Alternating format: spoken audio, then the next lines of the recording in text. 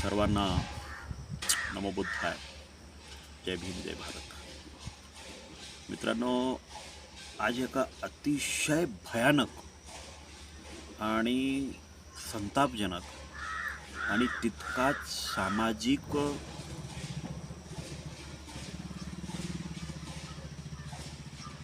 अत्याचाराचं, अनैतिकतेचं भयान वास्तव समोर आणणारा हा विषय आपण घेतोय. मुळात भारतीय समाज व्यवस्थेमध्ये विवाह ही एक अतिशय महत्त्वाची संस्था आहे. तिला कोणीही जात, धर्म, वंश, लिंग आणि भाषा याच्यामध्ये बंदिस्त करू नये. पण ही विवाह संस्था आज पूर्णपणे उद्ध्वस्त होत आहे. यासाठी मी हा व्हिडिओ बनवत आहे. मागच्या काही दिवसापासून, जवळपास 3 ते 4 महिन्यांपासून पोलीस विभागामध्ये वाढलेलं मिसिंग केसेस, मुली गायब होण्याचं केसेस, मुलं गायब होण्याचं केसेस, अन्य राज्यामधून महाराष्ट्रामध्ये अन्य राज्यातल्या पोलिसांचा महाराष्ट्रामधला जास्तीत जास्त प्रकरणांवर होणारा तपास, ह्या सगळ्या बाबींचा डेटा एकत्र केलेला आहे मी, की अन्य राज्यातली पोलिस जास्त कोणत्या केसेसमध्ये महाराष्ट्रात येतात किंवा महाराष्ट्रातली पोलिस अन्य राज्यामध्ये जास्त मोठ्या प्रमाणामध्ये कुठल्या केसेसमध्ये जातात, याचं पण रेकॉर्ड पोलिसांकडे असतं.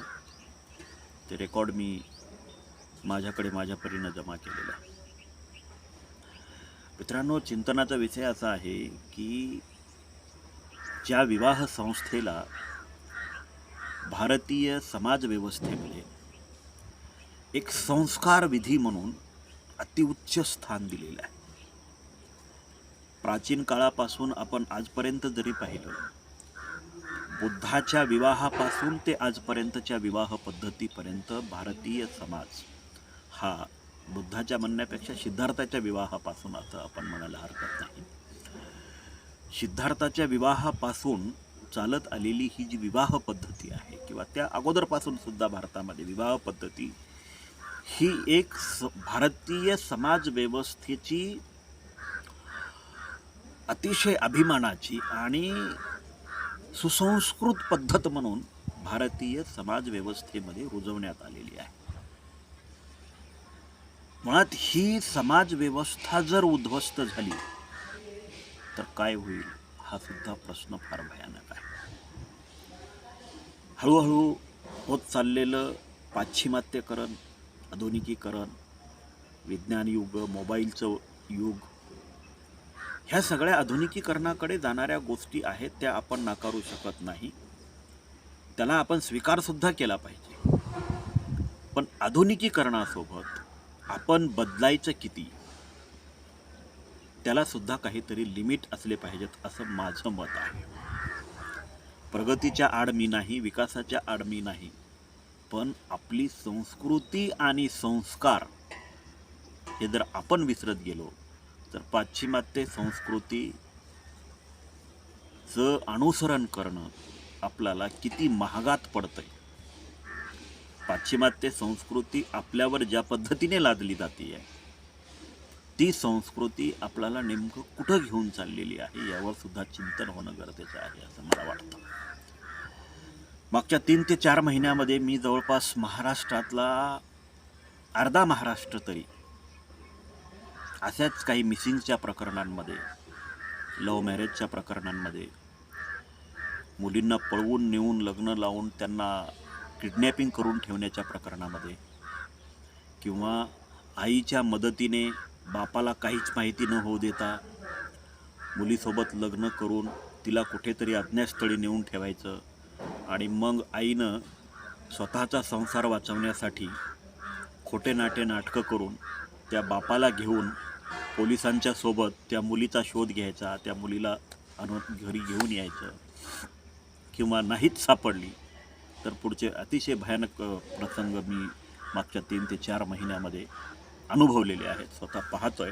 कारण सामाजिक काम करत असताना आपल्याकडे एखादा इश्यू आला की प्रश्न आला की त्याच्यावर आपण नाही असं कोणाला बोलता येत नाही. त्यामध्ये विशेषतः महाराष्ट्रातल्या सगळ्याच, मी ज्या जिल्ह्यामध्ये गेलो, नगर असेल, लातूर असेल, उस्मानाबाद असेल, सातारा असेल, सांगली असेल, बारामती असेल, फलटण असेल, किंवा इकडं नागपूर विदर्भ साईड असेल, किंवा एकंदरीतच पुण्यामध्ये, सर्वच ठिकाणी पोलीस प्रशासनाने मला जी मदत केली त्याबद्दल मी त्यांचा आभारी तर आहेच. पण पोलीस त्यांचं कर्तव्य करतायत. पण माझ्या निदर्शनास एक बाब आली, ती म्हणजे समाज म्हणून आपलं काही कर्तव्य आहे का नाही. मुलगी घरातून निघून गेल्याच्या नंतरच आपण पोलीस स्टेशनला जाऊन मिसिंग देतो. पण मुलगी असो किंवा मुलगा असो, तो घरामध्ये असताना जन्मापासून ते वयाच्या 18 ते 21 वर्षापर्यंत आपण त्याच्यावर जे संस्कार करतो, त्याला जे आपण घरामध्ये ट्रीट करतो, त्याला जे आपण घरामध्ये स्वातंत्र्य देतो, त्या स्वातंत्र्यावर आपण कधी विचार केला आहे का.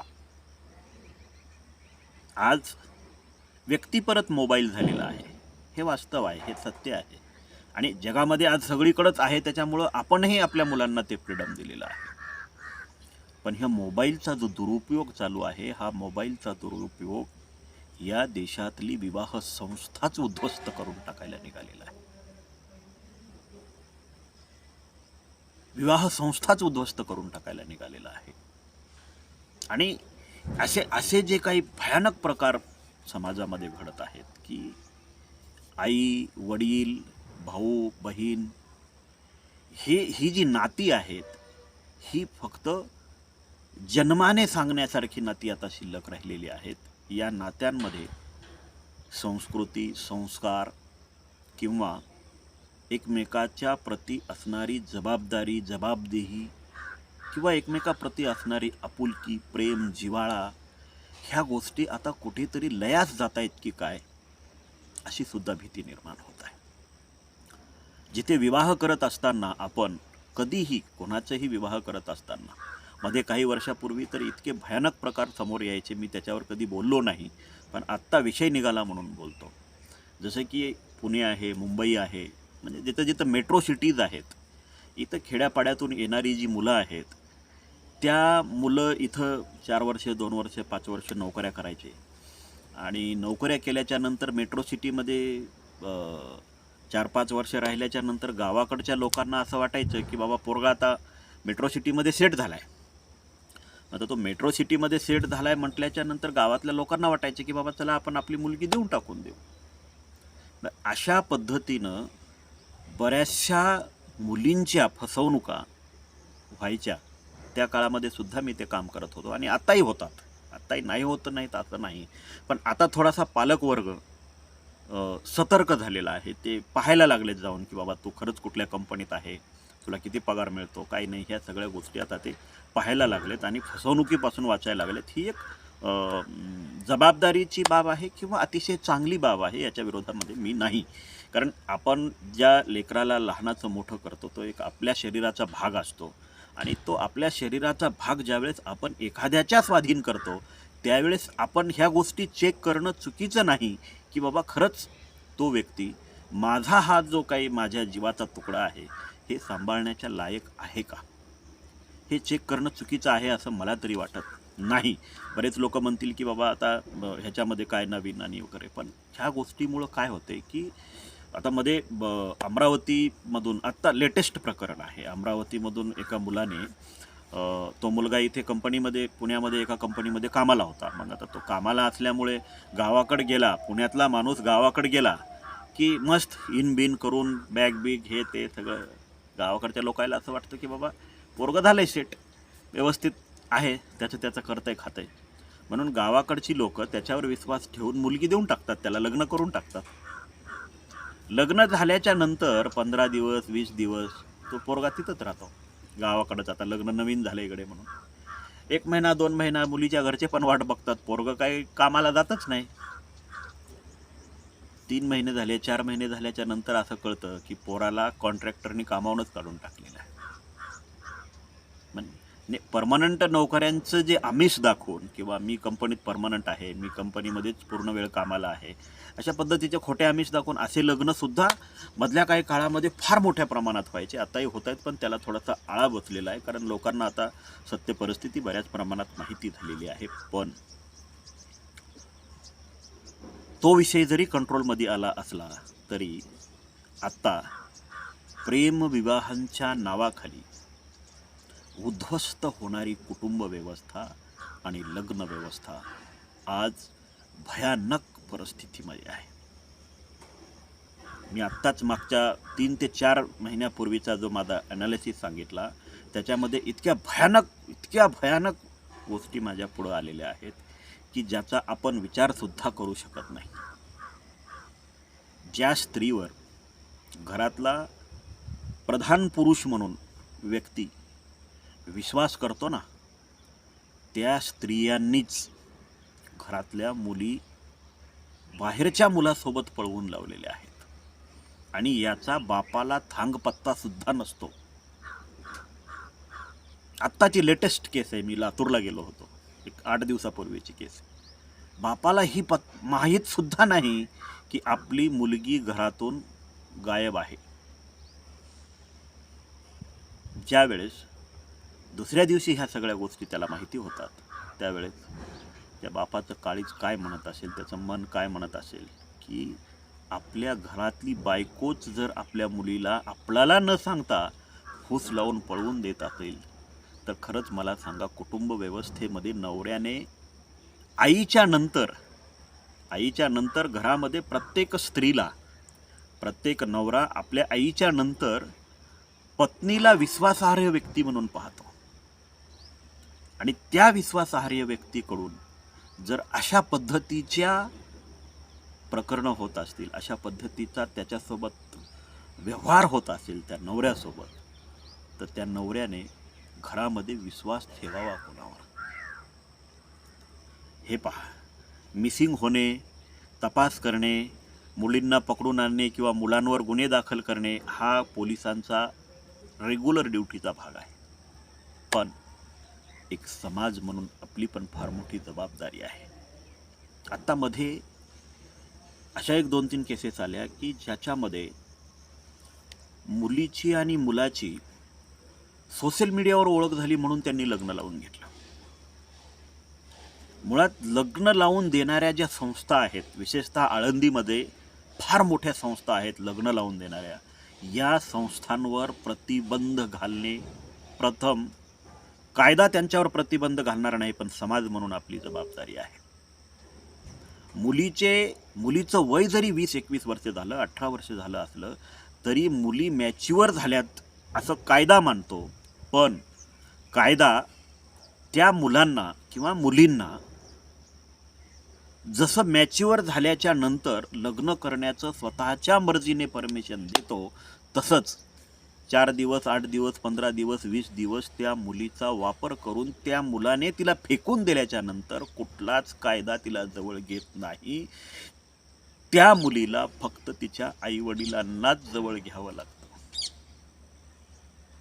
त्याच्यामुळं मी म्हणालो, आणि त्याच्यामुळं ते आईवडील जवळ घेतात तिला. त्याचं कारण असं आहे की त्या मुलाने तिला फेकून दिलेलं असतं, त्याला तिच्यासोबत आता राहायचं नसतं, त्याच्या कामवासना पूर्ण झालेल्या असतात. त्यामुळं तो मुलगा तिला सोडून देऊन दुसरीच्या मागं लागतो. हे रुटीन पार्ट झालेलं आहे. चारित्र्य हा भागच भारतीय समाज व्यवस्थेमधून आता हळूहळू निग्लेक्ट होत चाललेला आहे, रिमूव्ह होत चाललेला आहे. याचं कारण असं आहे की संस्कार, आईवडील आपल्या घरामध्ये मुलांवर जसे संस्कार करतात त्याचाच हा परिपाक आहे. आणि ज्या वेळेस तो मुलगा तिला सोडून देतो, 4 दिवस 8 दिवस 15 दिवस 20 असे असंख्य प्रकार आहेत लव्ह मॅरेजच्या. मी लव्ह मॅरेजच्या विरोधात नाही, पण तुम्ही लव्ह मॅरेज करत असताना तुम्ही सुद्धा काही गोष्टी बघितल्या पाहिजेत. प्रेमविवाहाच्या मी विरोधात नाही, पण 98% प्रेमविवाह जे आहेत आजपर्यंतच्या सर्वेनुसार हे सक्सेस होत नाहीत. त्याच्यामधून त्यांच्यामध्ये 6 महिने वर्षभराने जे क्रायसिस निर्माण होतात आणि त्या क्रायसिसमधून एकतर मुलीला आत्महत्या करावी लागते किंवा मुलाला आत्महत्या करावी लागते किंवा मुलीचा मर्डर केला जातो किंवा मुलाचा मर्डर केला जातो किंवा दोघांनाही आत्महत्या करावी लागते. याचं कारण जर काय असेल तर ही विवाह संस्था जी आहे, या देशातली जी विवाह संस्था आहे ही आता मोडकळीस येताना दिसत आहे. लग्न करत असताना किंवा अंत्यविधी करत असताना आपण त्याला एक पवित्र स्थान देतो, तर हे पवित्र स्थान लोकसमूहाचं पवित्र स्थान जे आहे, लोकसहभागाचं पवित्र स्थान जे आहे, हे आता लयास जाताना दिसत आहे. मुलगी घरातून कितीही दिवस जरी बाहेर राहिली तरी आई वडील तिला फेकून देत नाहीत. त्याचं कारण असं आहे की त्या मुलीला त्यांनी जन्माला घातलेलं असतं, याचा विचार ते करतात. पण आजकाल मुली, मला माझ्या आईवडिलांनी जन्माला घातलेला आहे, मी माझ्या भविष्याचा जोडीदार निवडत असताना माझ्या आईवडिलांच्या विरोधात जाऊन किंवा माझ्या आईवडिलांच्या सहमतीशिवाय, माझ्या आईवडिलांना माहिती न होऊ देता निवडणं ही सुद्धा माझी चूक ठरू शकते. यावर मुली आज विचार करायला तयार नाहीत. माझं ओपन सांगणं असं आहे की भारतातल्या कुठल्याच पोराच्या ह्याच्यात दम नाही की तो मुलीच्या सहमतीशिवाय कुठेतरी जाऊन तिच्या आईवडिलांच्या विरोधामध्ये, याच्या आईवडिलांच्या विरोधामध्ये लग्न करेल. त्यामुळे मुलींनी या गोष्टीवर फार चिंतन करणं गरजेचं आहे, निर्णय घेणं गरजेचं आहे. काय होतं की लग्न होतं, 4-8 दिवस, 2 महिने, 4 महिने तुम्ही राहता, पण पुढचं जे भविष्य आहे ते फार अवघड असतं. ते अवघड याच्यासाठी असतं की आपलं लग्न झाल्याच्या नंतर घरामध्ये प्रत्येकाच्याच भांडणं होतात, पण ही भांडणं सोडवण्यासाठी आपण जे लग्न जे आपण संस्कारित पद्धतीनं करतो, जसं आपल्यामध्ये जी आता लग्न करण्याची जी पद्धत आहे, सगळे सोयरे धायरे नातेवाईक ह्या सगळ्यांना सांगून आपण जो तो विवाह बांधतो, त्याच्या मागचं कारण असं असतं की या अशा सामाजिक सहभागातून झालेल्या विवाहाला भविष्यामध्ये फार मोठ्या प्रमाणामध्ये प्रोटेक्शन मिळतं. पब्लिक विवाह जे होतात ना, याच्यामध्ये आपण जबाबदार असतो, लग्न लावणारेही जबाबदार असतात आणि लग्न लावून घेणाऱ्यांना सुद्धा त्याची जाणीव असते की बाबा मला ह्या समाजामध्ये हे लग्न मी केलेलं आहे, त्याच्यामुळं मला जगत असताना या समाजामध्येच जगायचं आहे, त्याच्यामुळं मी माझ्या प्रोटोकॉलमध्येच जगेन, याची भीती प्रत्येक सामुदायिक लग्न करणाऱ्या, समाज त्याच्यामध्ये सहभागी असणाऱ्या लग्न करणाऱ्यांना माहिती असतं आणि ते त्याचं पालन करतात. पण ज्यावेळेस प्रेमविवाह होतात, प्रेमविवाहामध्ये एकतर मुळात माणसांचा त्यांच्याशी संपर्क तुटलेला असतो, माणसांचा म्हणजे समाजाचा त्यांच्याशी संपर्क तुटला असतो, मुलीच्या आईवडिलांकडचाही संपर्क तुटलेला असतो आणि कधीकधी मुलाच्या आईवडिलांकडचाही संपर्क तुटलेला असतो. त्या दोघांनीच एकत्र येऊन ते लग्न केलेलं असतं आणि ज्यावेळेस त्या दोघांमध्ये क्रायसिस होतात ना, त्यावेळेस हे क्रायसिस सोडवण्यासाठी, हे क्रायसिस मिटवण्यासाठी, त्या दोघांची समजूत काढण्यासाठी तिसरा तिथे कोणीही नसतो. त्यामुळं फ्रस्ट्रेशनमध्ये येऊन तो किंवा ती किंवा दोघंही आत्महत्या करतात, कारण दुसरा पर्याय नसतो, त्यांना बोलणारं कोणी नसतं, सांगणारं कोणी नसतं. त्याच्यामुळं विवाह संस्था जी आहे ही आता पूर्णपणे उद्ध्वस्त होत चाललेली आहे की काय, असं मला कधी कधी वाटायला लागलेलं आहे. कारण लग्न करत असताना मुलं असतील किंवा मुली असतील, आईवडिलांचा विचार करत नाहीत, नातेवाईकांचा विचार करत नाहीत, समाजाचा तर विचार करण्याचा प्रश्नच येत नाही. कायद्यानं दिलेलं स्वातंत्र्य जरी मुलींसाठी पॉझिटिव्हली आपण घेतलं तरीही ते कायद्यानं दिलेलं स्वातंत्र्य पॉझिटिव्ह घेतल्याच्या नंतर त्याचा परिणाम भविष्यामध्ये होणारा जो आहे तो अतिशय निगेटिव्ह आहे. महाराष्ट्रातलंच मागच्या 3-6 महिन्याचा जर आपण ॲनालिसिस पाहिलं तर असंख्य मुलींना लग्नाचं आमिष दाखवून, प्रेमाचं आमिष दाखवून वेश्या व्यवसाय करायला सुद्धा बसवणाऱ्या घटना माझ्या निदर्शनास आलेल्या आहेत. मुलाने सोडून दिलं, नेलं 4-8 दिवस ठेवलं, महिनाभर ठेवलं, सोडून दिलं. आत्ताच मध्ये एक माझ्या मते ती सोलापूरचीच केस होती. सोलापूरचीच केस होती. मुलगी गावातल्या मुलासोबत म्हणजे गावातल्या मुलासोबत तिचं प्रेम प्रकरण झालं आणि मुलगी तिथून ती आली आणि ती आल्याच्या नंतर मुलाने तिला 4-8 दिवस ते लॉजवर कुठंतरी राहिले असतील आणि त्याच्यानंतर त्याने तिला सोडून दिलं. मग तिला आता घराकडे जायचे मार्ग बंद आहेत, कारण ती घरातून निघून आलेली आहे. नातेवाईकांकडे जायचे मार्ग बंद आहेत. ती कोणाला फोन करणार, काय करणार? कारण तिच्या पुढं पर्यायच नाही दुसरा. एका सामाजिक संस्थेच्या माध्यमातून मला हे कळालं की ती मुलगी एका विशिष्ट ठिकाणी होती आणि तिथून त्या सामाजिक संस्थेने, ज्या पुण्यामधल्या बुधवार पेठेमध्ये त्या संस्था चालतात, काम करतात, त्या मुलीला तिने हायर केलं, उचललं तिथून आणि धंद्यावर नेऊन बसवलं. हे नसतं झालं, म्हणजे हेही नसे थोडके, हे नसतं झालं तर त्या मुलीने आत्महत्या केली असती, कारण तिच्याकडे पर्याय नव्हता. ती घरला जाऊ शकत नाही है ना. त्यामुळं अशा ज्या काही केसेस वाढत चाललेल्या आहेत, यावर समाज म्हणून आपली सुद्धा फार मोठी जबाबदारी आहे. मुली आज खुलेआमपणे निर्णय घेत आहेत. आईला विचारायचं नाही, बापाला. जास्तीत जास्त प्रकरणामध्ये आईचा सहभाग आहे. आईला ह्या गोष्टी माहिती असतातच. बाप भलेही मुलींवर लक्ष ठेवू शकत नसला तरीही आईचं लक्ष मात्र मुलींवर नक्कीच असतं. त्यामुळं आई ही घरातल्या प्रत्येक गोष्टीला जबाबदार असते. मग तो मुलाचं गैरवर्तन असेल किंवा मुलीचं गैरवर्तन असेल, त्याच्यामुळं आई हा सर्वात मोठा घटक आज आई म्हणून घेण्याच्या लायकीचा राहतोय का नाही, अशी सुद्धा चिंता मला निर्माण व्हायला लागलेली. कारण आईचा बापाचा आईवरचा विश्वास आई सुद्धा मुलीच्या प्रेमापोटी नष्ट करून टाकायला लागलेली, उद्ध्वस्त करून टाकायला लागलेली. त्याच्यामुळं विवाह संस्थेसोबतच कुटुंब व्यवस्था जी आहे ही एकंदरीतच आज चिंतेचा विषय बनत चाललेली आहे. त्यामुळे माझं मित्रांनो, मैत्रिणींनो, बंधूंनो, भावांनो आणि सगळ्यांनाच याच्यामध्ये कोणीही जातीचा, धर्माचा आणि कशाचाही विषय न आणता आपण जर आपल्या आसपास होणाऱ्या अशा सगळ्या गोष्टी जर रोखू शकलो, त्या लव जिहादच्या नावाखाली रोखायच्या नाहीत किंवा कुठलं धार्मिक शस्त्र हातात घेऊन रोखायच्या नाहीत, तर ही मनपरिवर्तनाची बाब आहे. जेव्हा कुठेही कधीही अशा घटना घडतात, त्यावेळेस त्या दोन कुटुंबांना बसवून जर हे प्रकरणं वेळीच मिटवले तर त्याच्यातून काहीतरी चांगलं साध्य होतं. अन्यथा ह्या प्रकरणांमध्ये वेळ वाढत गेल्याच्या नंतर त्याचा जो काही परिणाम आहे तो फार भयानक होत चाललेला आहे. आज लग्न करत असताना कोणीही कोणाला विचारायची परंपराच नष्ट होत चाललेली आहे. पब्लिक विवाहांचा तर प्रश्नच राहत नाही आहे.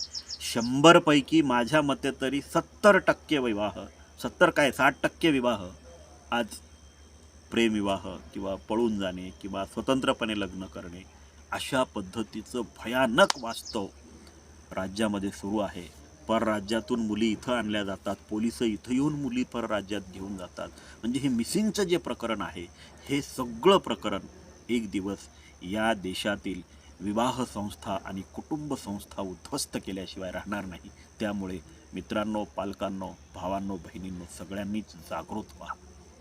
मुलांचा मोबाईल वापर कोणासोबत होतोय, कशासाठी होतोय, का होतोय, यावर आपण नियंत्रण जर नाही आणलं तर ते फक्त मोबाईल घेऊनच घराच्या बाहेर पडत आहेत आणि कायमचेच. त्यामुळं स्वातंत्र्य मुलांना द्या, पण ते किती द्यायचं हे सुद्धा आपण ठरवलं पाहिजे. आपण स्वातंत्र्य देत असताना जर त्या स्वातंत्र्याचा जर खून होत असेल तर ते स्वातंत्र्य कधी कधी न दिलेलं सुद्धा बरं. घरातून मुलगी पळून गेली म्हणून किंवा घरातून मुलगी आम्हाला न सांगता दुसऱ्यासोबत जाऊन लग्न करते म्हणून आईवडिलांनी आत्तापर्यंत बऱ्याचशा ठिकाणी सगळं कुटुंब संपवून टाकलेलं आहे. त्यामुळे प्रेमविवाहाच्या विरोधात मी नाही, पण प्रेमविवाह करत असताना आपण ज्या घरामध्ये, समाजामध्ये, समुदायामध्ये जन्माला आलेलो आहे त्यांच्या प्रतीसुद्धा आपण तितकेच जबाबदेही आहोत, हा सुद्धा विचार होणं काळाची गरज आहे असं मला वाटतं. अशा घटना प्रत्येक जिल्हा, तालुका, गाव पातळीपर्यंत चालू आहेत. आपल्याला जरी त्या रोखता नाही आल्या तरी आपण याची सुरुवात आपल्या घरापासून करू. मुलांच्या अति स्वातंत्र्यावर आपण थोडासा कंट्रोल जर ठेवला तर ह्या गोष्टी आपल्याला साध्य करता येतात. नमो बुद्धाय. जय भीम, जय भारत.